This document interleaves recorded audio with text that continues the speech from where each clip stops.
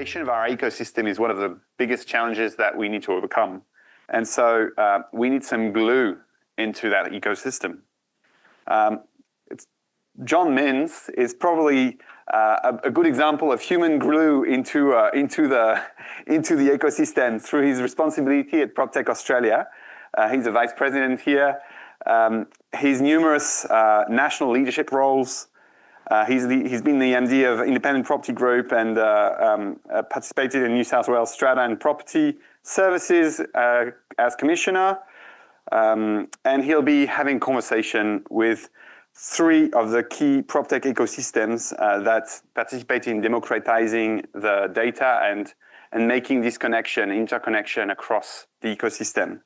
So please join me in welcoming John, as well as Steve Grubmier from MRI, who's APAC Director for Partner Connect, Erik Tveitnes from REA Group, API Lead, and Sadhana Smiles, the CEO of Real Estate Industry Partners.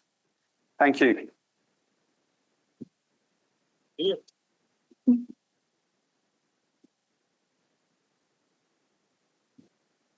You have to pinch one off everyone else.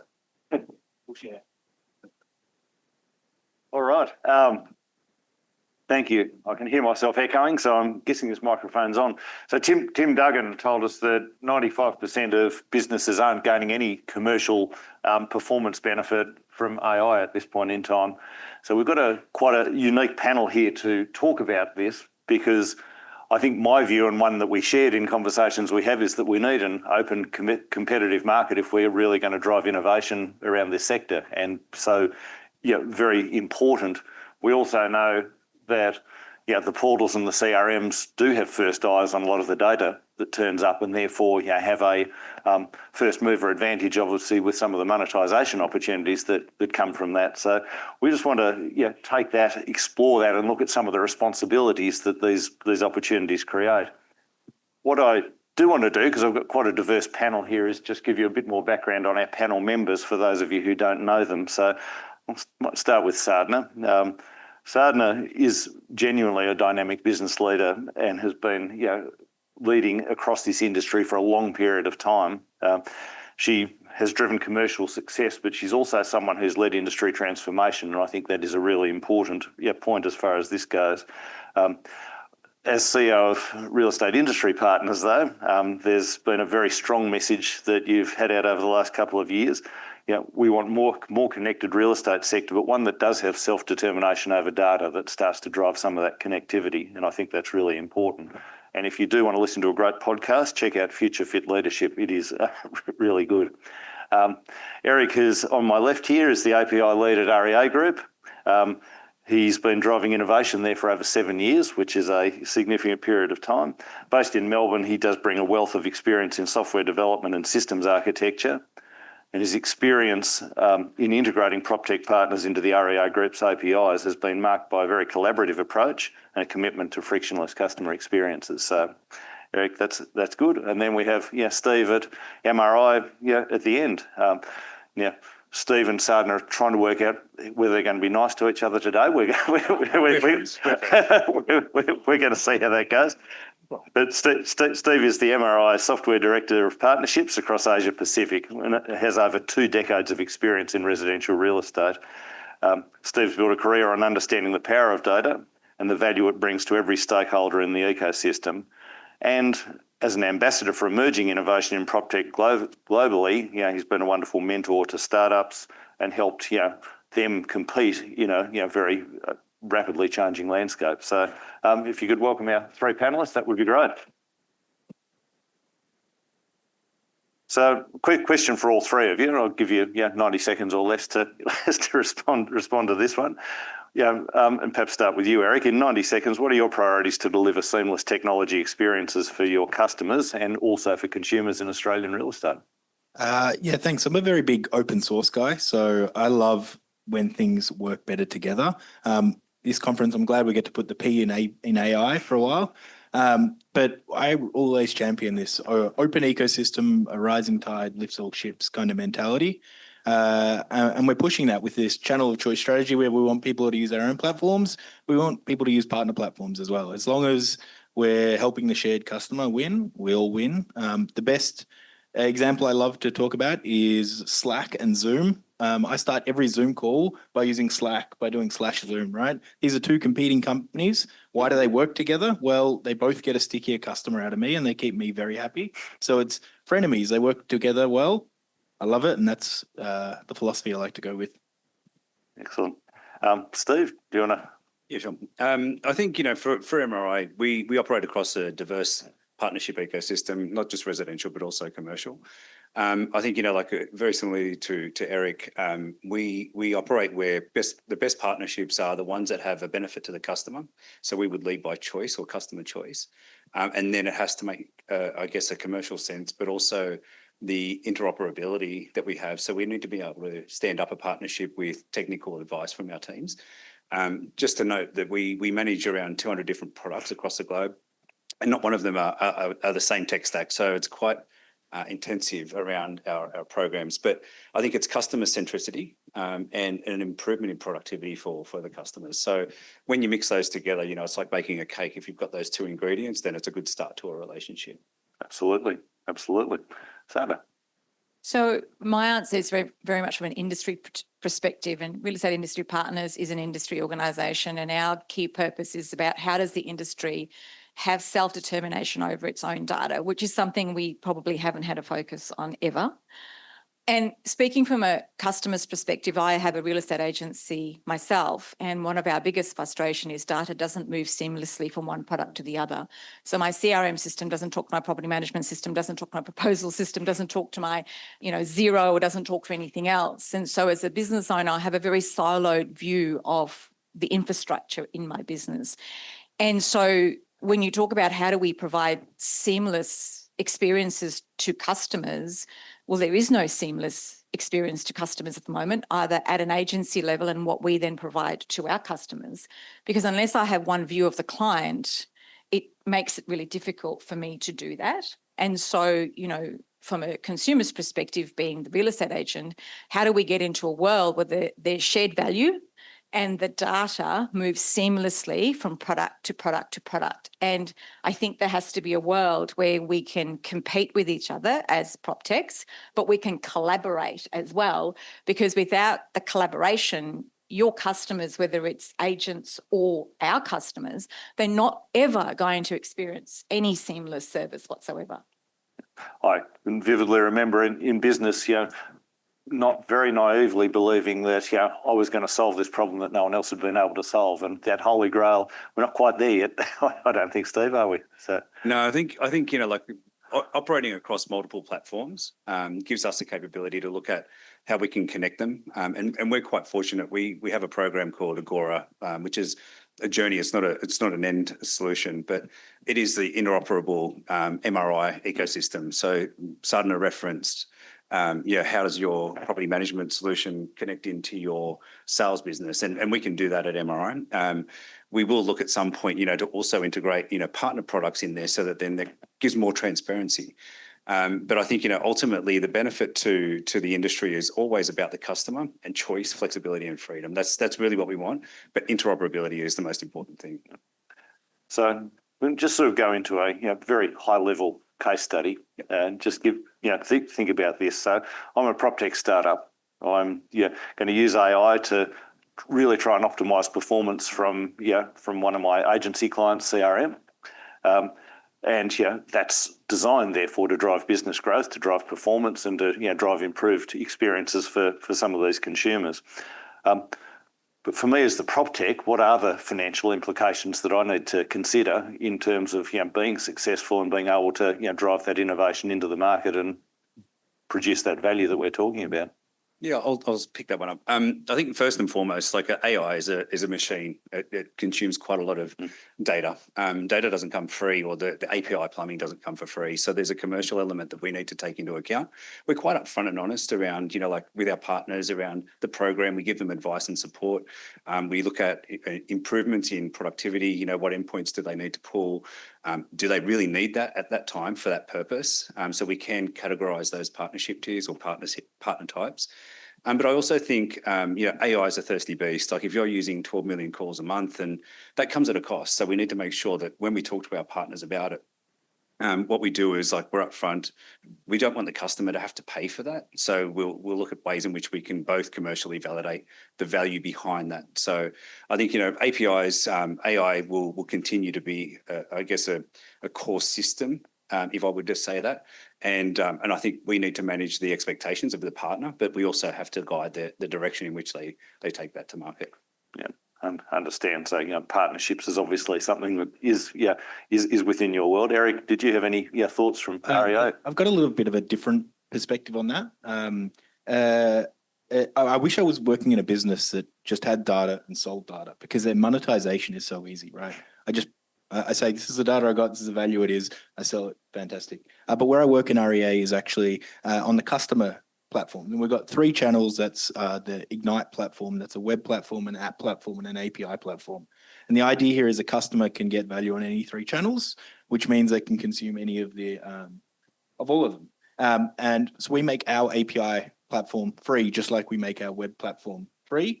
We find that there is a cost to that, but there's an extra benefit there of innovation, right? Like we get the chance to push out more products to more customers where they want the data, how they want to use it, and it makes stickier customers for us as our products become better.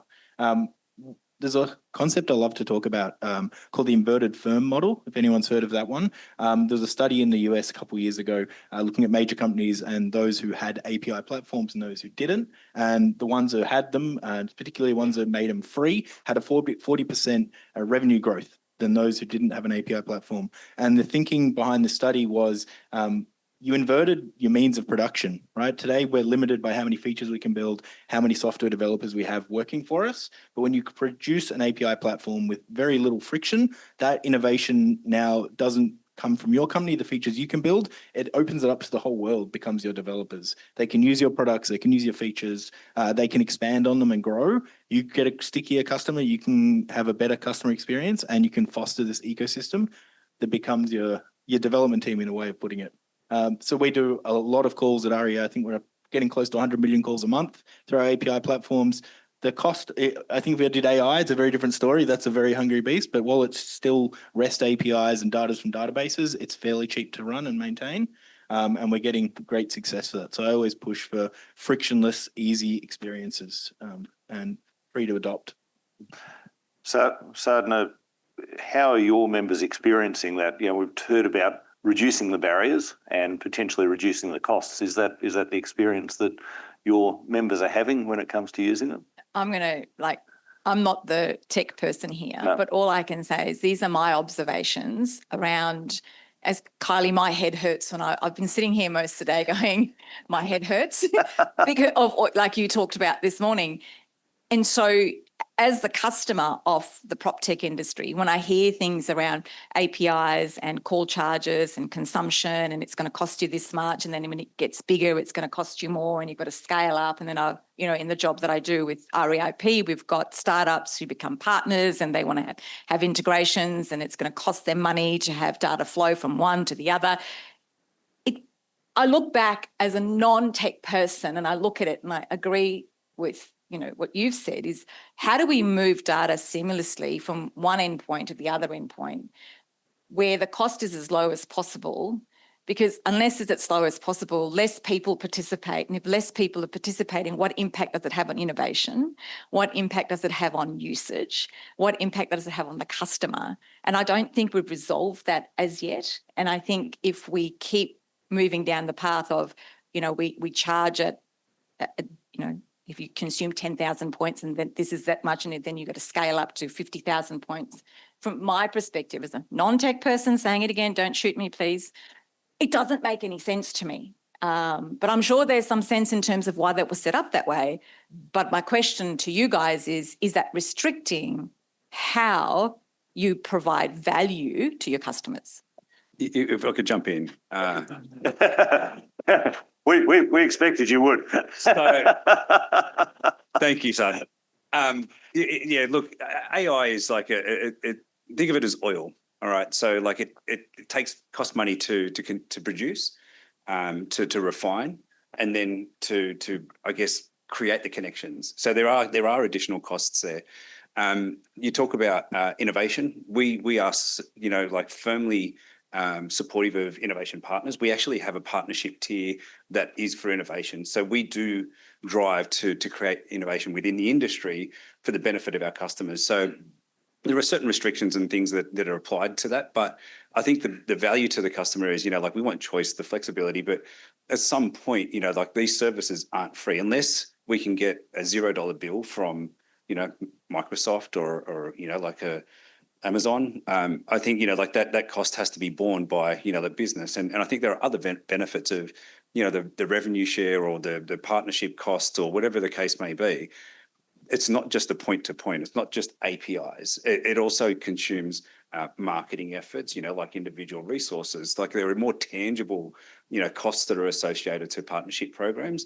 And we wear it with a badge. And I think, like I'm very proud of what we do because we are driving the industry forward. One of the things that we also do is we run a governance, compliance and risk assessment for every partnership that we work through. And the purpose behind that is to ensure that the information is being delivered to the right person at the right time for the right thing, and it reduces, I guess, the friction within the industry. It creates consistency within the industry, but we're also lifting the bar for real estate across Australia. But yeah, I understand AI is still a new space for a lot of people. Like it's growing, evolving, and it will become more of a topic going forward. And I'm really interested to see what the next steps are for it. Just to stay on that one for a moment, because you've obviously got a variety of options here. There's usage charges, or there's partnerships, which are, my understanding of that is that's a rev share typically. Is that? No, not typically. No. It just depends on the value back, like the expectation. I think the value back to the partnership, like what does it provide the industry? What does it provide to the customer? It doesn't always come with a cost. Like if there's an industry, like if we have a portal that starts up, I think there's different scenarios that are applied, whether they're strategic or they're like heritage. I think, our partnership program is, we're MRIs, we're not a, not for profit, right? Like we're here to, cover our costs, right? But at the same time, we also want to provide a service better than everybody else. And that comes at a cost. Like my wages is not funded by the government. I think, the benefit to the business is, or to the industry is the skills that we provide, the information that we share across the industry, like the events that we host, and that we're just driving more customer-centric functionality. And they're all variable. So like everything's open. We're quite consistent with, the conversations that we have with not only, incoming partners, but also current partners that we work with. I'm pleased the government's not paying your wages. That don't that's use of our money. Erik? I do a lot of speaking at API conferences, tech-focused stuff, and I hear this kind of thinking a lot because I think APIs are so damn hard to figure out how to price. It's how do you make money off an API? And so many businesses from so many industries really struggle from this. Like some industries, they make a deal where they clip the ticket. Some look to go, okay, number of requests, let's charge at that. Let's do maybe a service fee per month. And there's so many ways. When I speak to some companies, they say the best thing you can do is to attach direct revenue to the value you've done that. And I've tried that. I went to my bosses at REA and said, 95% of the listings are coming through my APIs. That's a lot of money there I'm claiming. And they said, Erik, you're one of 300 people that make that come to life. Okay, fair. I can't claim it on that. So I went and said, let's claim I can't claim the 900 million. Let's claim the subscription value, right? How many hundreds of million that is. No, sorry, you're one of 600 that made that come to life. And I have not found the magic answer yet of how to put a value dollar to it. But what I do when I talk to other industries, especially around banks and stuff like that, putting rate limits is probably the worst way to charge because it actually doesn't cost us that much per request. But what it does is it hampers innovation of how we build our products because the number of requests don't indicate what the product does. If you do a daily search, that's a one request. Or if you need to keep two systems in sync that need to ask and transfer data every 2 minutes, they have different values, but the charging per request usually dictates how you build the software, which limits innovation. So it's one thing I always push back on is just rate limit charging. But service fees, there has to be something, right? We have to charge somehow. Yeah, Erik, good call. Just as you want to move on to a conversation we haven't had yet, and we could go for a long time talking on this. So I do want to get Sadhana to address this one though, because I think this is also very important. We're seeing a whole lot of aggregated data sets. They're increasing in volume. There's a lot going on here, and they're being monetized by somebody. But one of the things you've been very strong on is the real estate industry getting a return from the data that is actually input into this system. So we can continue the same conversation, but I'd also like to explore your views on that, Sadhana, and just give us your thoughts on what that might look like. So you're going to continue to get me into trouble on this one, aren't you? That's what you're here for. Yeah. It's an interesting question, isn't it? And I know there's a lot of varied views in the room around this, but again, industry hat on. The real estate industry has been giving its data away for free for years. We give our listing data away to portals, we give our data away to property management systems, CRM systems, etc. We have done that for years and years and years. And probably hasn't been until recently that an organisation like Real Estate Industry Partners has come together. We've got 40% membership within the industry now, has come together and said, you know what? We've actually got to get smarter around this, and how do we have self-determination over our data? Because right now there's listing data available in the marketplace. It's everywhere. And the gentleman from Google showed all those wonderful things that you can do. There's a lot of data that still sits in systems that you guys produce that isn't in the marketplace right now.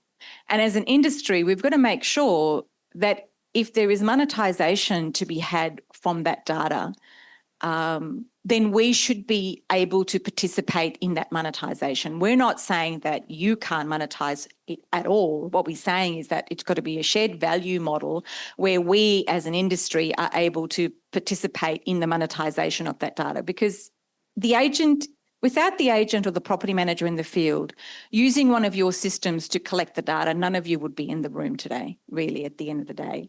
So that's the first instance around that.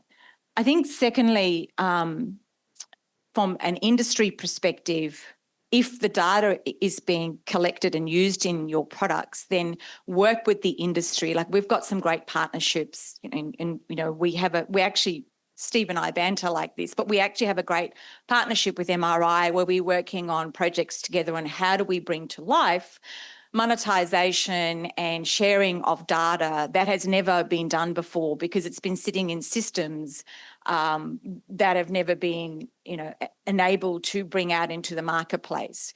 But from our perspective, from an industry perspective, is how do we do that over and over again with all of our suppliers and all of our partners? Because at the end of the day, if we have a shared value model where you win and we win as an industry, I think that's a much better model than a supplier taking the data, doing whatever they want to do with the data and then monetizing it and not sharing it back in some way, shape or form with the industry. Now, I'm not saying that every time you make $5, you've got to pay a clip of the ticket to us. It doesn't always have to be about money. There are many ways that you can have a shared value model with the industry that is actually supplying the data within your products. So, Steve, I guess, a high-performing real estate agent, profitable businesses, which are experiencing margin compression at the moment themselves, is the holy grail for a great Proptech, isn't it? You want better performing businesses because they're going to spend more money with you. So, this is something there's a solution for, and you and Sadhana have obviously spoken about the way this might look. Yeah, we have a great relationship with REIP, and I think that's evolving over time. I think, in the near future, you might find a situation where we're working on new products and new capabilities for the industry to start, to commercialise their own data, because they have first-party data that they don't even share with us. So I think, there's a benefit for everybody within the industry. Watch this space. There's a lot of work that's going into that. But I also think there's value. We refer a lot of clients to REIP because we want to make sure that they're providing the information at the right time, again, to ensure that we've got, the consistency across the industry. But at the same time, we definitely need to ensure that the agents are inputting more relevant information into their CRMs or core operating systems, because that will drive value back to their businesses. I think, 10, 12 years ago, I was talking about data to property management businesses back in a previous role, and their business was, like they talk about their property management solution being their, that's their out. That's what they'll sell at the end of the time, at their time. But I really think that data will be, that's their exit strategy moving forward. Hey, Steve, I've always wanted to just get a real estate agent to pick the phone up and ring someone who we knew was going to sell their house. So we have unfortunately run out of time, and I apologise, Sadhana, because I know how long this could go for. But everyone, could you please thank Erik, Sadhana and Steve. Great session. Thank you.